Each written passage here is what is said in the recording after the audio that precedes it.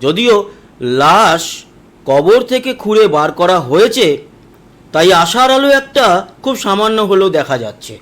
তবুও এই সময় দাঁড়িয়ে বিচারের বাণী নীরবে নিভৃতে কাঁদবে বাংলাদেশের, সেটাও বলা যায়।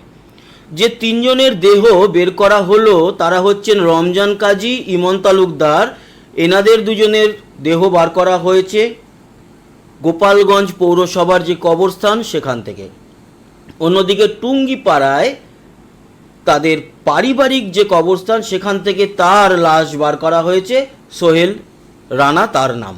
ধরুন, এই যে হিন্দু ধর্মাবলম্বী সনাতনী আমাদের দেহ তো পুড়ে ছাই হয়ে যাবে, এটা ফ্যাক্টর যে দীপ্ত সাহা পেল না হয়তো বিচার, কিন্তু একটা জিনিস ভালো যে তার মৃত্যুর পর তাকে অসম্মান করতে পারল না।